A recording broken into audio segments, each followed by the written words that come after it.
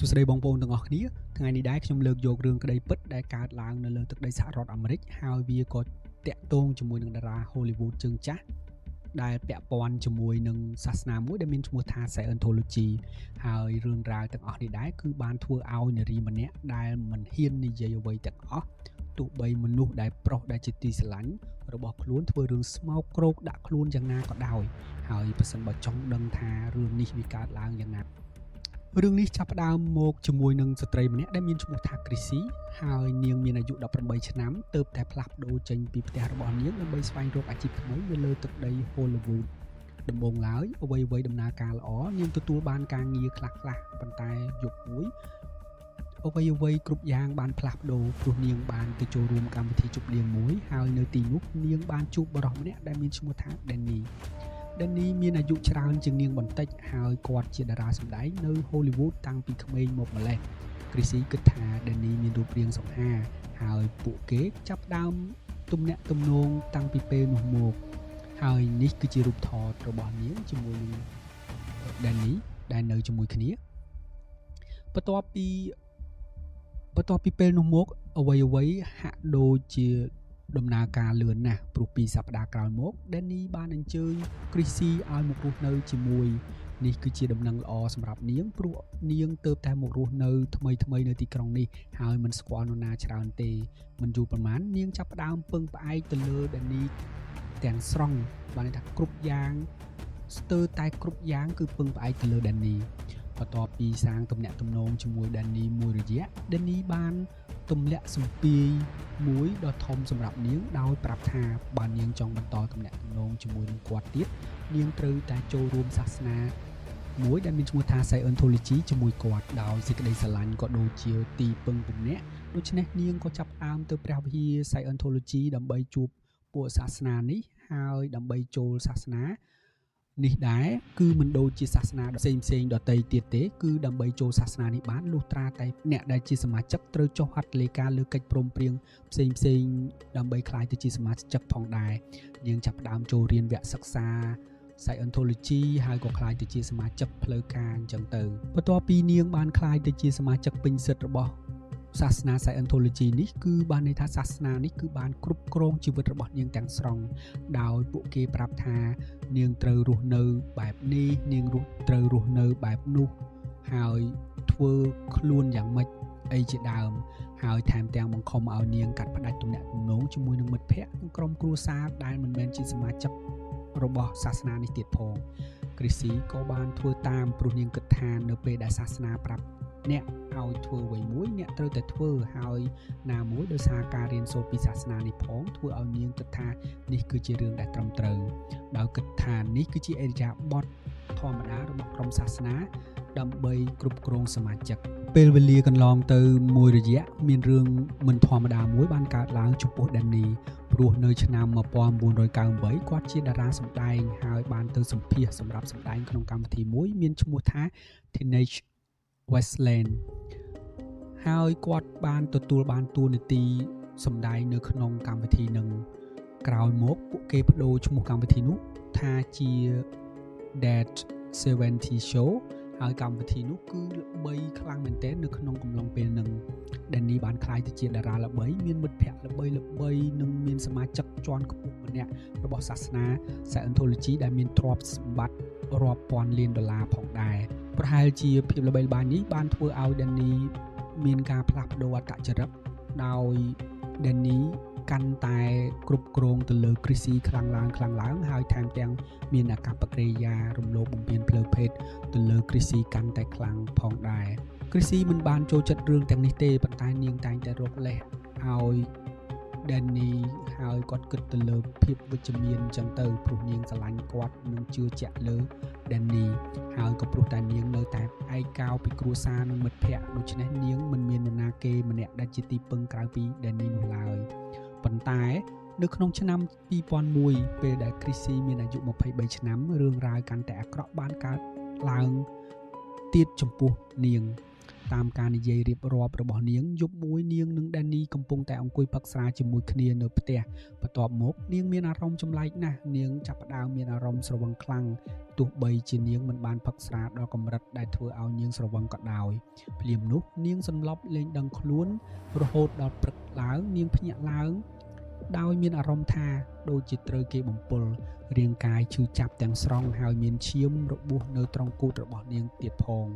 នាងមិនយល់ថាមានអ្វីកើតឡើងចំពោះនាងនោះទេនាងចុះទៅសួរDannyថាអូយប់មិញមានអ្វីកើតឡើងDannyបានសើចហើយឆ្លើយថាគាត់បានមានអីជាមួយនាង Chrissy មានអីទាំងដែលនាងសន្លប់មិនដឹងខ្លួនឬDannyឆ្លើយថាអូបាទដូចមិនខ្វល់អ្វីទាំងអស់នាងបានទៅផ្នែកសិលធម៌របស់សាសនា Scientology ហើយដើម្បីរកចិត្តធម៌សម្រាប់នាងបានប្រាប់អ្នកអប់រំសាសនានៅទីនោះអំពីអ្វីដែលDannyបានធ្វើចំពោះនាងប៉ុន្តែមន្ត្រីនោះបែរជាប្រាប់នាងថាវាមិនមែនជាការរំលោភនោះទេព្រោះDannyគឺជាមិត្តប្រុសរបស់នាងហើយថែមទាំងនិយាយថាបើរឿងនេះកើតឡើងវាជាកំហុសរបស់នាងហើយប្រកាសជានាងបានធ្វើអ្វីខុសហើយទើបបានជាមានរឿងកើតឡើងបែបនេះមិនត្រឹមតែប៉ុណ្្នឹងទេអ្នកអប់រំសាសនានោះថែមទាំងគំរាមនាងថាបើនាងហ៊ានរាយការណ៍ទៅប៉ូលីសនាងនឹងក្លាយទៅជាសត្រូវរបស់សាសនានេះនិងព្រះវិហារនេះទៀតផងហើយយើងនឹងដាក់ទណ្ឌកម្មនាងគ្រប់មធ្យោបាយដែលអាចធ្វើទៅបានហើយជាការពិត Chrissy ក៏បានដឹងរួចហើយថាសាសនា Scientology នេះមិនលេងសើចជាមួយអ្នកដែលប្រឆាំងជាមួយនឹងពួកគេនោះទេ Chrissy ភ័យខ្លាចព្រោះបាននាងទៅប្តឹងប៉ូលីសព្រះវិហារសាសនា Scientology នេះអាចនឹងសងសឹកនាងជាមិនខានលើសពីនេះសាសនានេះជាអ្នកឧបត្ថម្ភធំមួយរបស់ប៉ូលីសនៅ Hollywood ដែលមានរូបថតពិតប្រាកដនៃការបរិច្ចាគរបស់ពួកគេដូច្នេះនាងខ្លាចថាពួកគេទាំងអស់អាចបែរជាប្រឆាំងនឹងនាងទៅវិញដូច្នេះ Chrissy សម្រេចចិត្តមិនរាយការណ៍ទៅប៉ូលីសទេហើយរក្សាទុករឿងនេះក្នុងចិត្តរហូត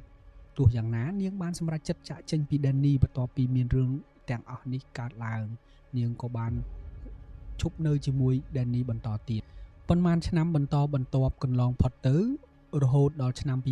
2009 Chrissy បានជួបនឹងបុរសម្នាក់ដែលមានឈ្មោះថា Cedric ដែលជាមនុស្សល្អជាងDannyឆ្ងាយ Cedric ជាអ្នកចម្រៀងនាំមុខនៃក្រុមតន្ត្រីពីរគឺ The Mars Volta និង At the Drive-In Chrissy និង Cedric ស្រឡាញ់គ្នាហើយរៀបការថ្ងៃមួយពេលកំពុងជជែកគ្នា Chrissy បានប្រាប់ Cedric អំពីអ្វីដែលបានកើតឡើងជាមួយ Danny កាលពីមុនហើយនាងស្ដីបន្ទោសខ្លួនឯងថារឿងរ៉ាវទាំងអស់គឺមកពីកំហុសរបស់នាង Cedric មានប្រតិកម្មខ្លាំងគាត់និយាយថាទេវាមិនមែនជាកំហុសរបស់នាងទេវាជាការរំលោភបំពានផ្លូវភេទគាត់បញ្ជាក់ថាអ្វីដែលកើតឡើងគឺខុសនិងខុសច្បាប់ហើយជាលើកដំបូង Chrissy បានអង្គុយនៅមុខនរណាម្នាក់ដែលមិនត្រឹមតែជឿជាក់លើនាងប៉ុន្តែថែមទាំងគាំទ្រនាងទៀតផងការនេះបានជំរុញឲ្យនាងទៅ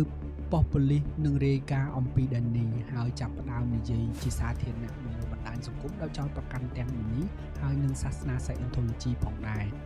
ហើយសូមបញ្ជាក់ផងដែរថា Chrissy គឺបានចាក់ចេញពីសាសនានេះរួចហើយបន្ទាប់មករឿងកាន់តែកើតឡើងធំទៅបន្តកើតឡើងព្រោះបន្ទាប់ពី Chrissy បាននិយាយចេញមកមាននារីវ័យក្មេងពីរនាក់ទៀតបានលេចមុខនិងនិយាយថា Danny បានធ្វើរឿងស្រដៀងគ្នានេះដាក់ពួកគេ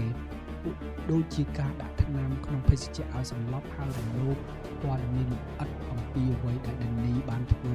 គឺអាក្រក់ខ្លាំងមែនទែនបានថាគឺអាក្រក់ខ្លាំងដែរ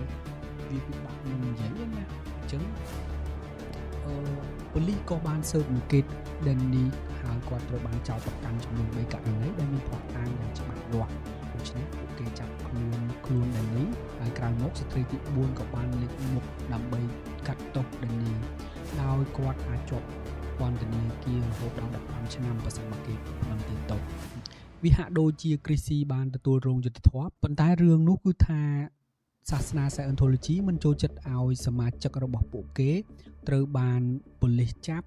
និងទទួលទោសនោះទេហើយព្រោះតែ Chrissy បានរាយការណ៍អំពីរឿងរបស់ Danny នាងត្រូវបានគេចាត់ទុកថាជាសត្រូវរបស់សាសនា Scientology តាមការនិយាយរបស់នាងពួកគេចាប់ផ្ដើមធ្វើឲ្យជីវិតរបស់នាងคล้ายទៅជាធ្លាក់នរក ដែលរស់នៅដោយគ្មានសេចក្តីសុខក្នុងរយៈពេលប្រហែលឆ្នាំបន្ទាប់មានរឿងចម្លែកជាច្រើនបានកើតឡើងដូចជាមនុស្សដែលមកពីសាសនា Scientology នេះដើរល្បាតនៅក្រៅផ្ទះនាងមើលតាមបង្អួចបើករថយន្តតាមនាងគ្រប់ទីកន្លែងពេលខ្លះរហូតដល់ព្យាយាមបុកនាងចេញពីផ្លូវទៀតផងនាងនិង Cedric ទទួលបានសារគំរាមកំហែងតាមបណ្ដាញសង្គមដែលគេថានឹងលួចយកកូនរបស់ពួកគេហើយមានរថយន្តដឹកឧបករណ៍អេឡិចត្រូនិកមកចតនៅមុខផ្ទះជាច្រើនម៉ោងធ្វើឲ្យពួកគេមានអារម្មណ៍ថាដូចជាត្រូវបានគេឆ្លប់យកការអីជាដើមមនុស្សដែលតាក់ទងទៅនឹង Scientology ថែមទាំងទូរស័ព្ទទៅមិត្តភ័ក្តិទៅគ្រួសាររបស់ពួកគេដើម្បីសួររកព័ត៌មានហើយសូម្បីតែតាមដានកូនរបស់ពួកគេទៀតផងទីបំផុត Chrissy និង Cedric សម្រេចចិត្តផ្លាស់ពី California ទៅរដ្ឋ Texas ប៉ុន្តែរឿងរ៉ាវស្រដៀងគ្នានេះនៅតែកើតឡើងថ្ងៃមួយនាងបានឃើញបរិសុទ្ធ2នាក់លើរបងរបស់នាងហើយប្រាប់នាងថាអូឆ្កែរបស់នាងពិតជាស្អាតណាស់មិនយូរប៉ុន្មានឆ្កែមួយក្បាលរបស់នាងក៏ត្រូវគេបានបំពុលដោយសាច់ឆៅលាយជាមួយនឹងថ្នាំកណ្ដុរហើយឆ្កែមួយទៀតក៏ស្លាប់ដោយរបួសនៅបំពង់កដែលអាចជាក្រុម Scientology នេះជាអ្នកធ្វើនៅទោះបីមានរឿងទាំងនេះក៏ដោយ Danny ត្រូវបាននាំទៅជំនុំជម្រះ2ដងហើយទីបំផុតគាត់ត្រូវបានផ្តន្ទាទោសពីបទចំនួន2ក្នុងចំណោម3ហើយត្រូវបានជាប់គុក30ឆ្នាំហើយរឿងនេះក៏បញ្ចប់ត្រឹមនេះសិនបងប្អូនដែលចង់ដឹងរឿងលម្អិតបងប្អូនអាចស្រាវជ្រាវនៅក្នុងអ៊ីនធឺណិតបន្ថែមបានថាអ្វីទៅជាសាសនា Scientology ហើយជីវិតរបស់ Chrissy នឹងទៅជាយ៉ាងណានោះអរគុណបងប្អូនទាំងអស់គ្នាកុំភ្លេចជួយចុច follow subscribe ក៏ដូចជា like page របស់ TikTok របស់ខ្ញុំ Facebook និង YouTube ផងដែរដើម្បីជួបគ្នានៅវីដេអូក្រោយបន្តទៀត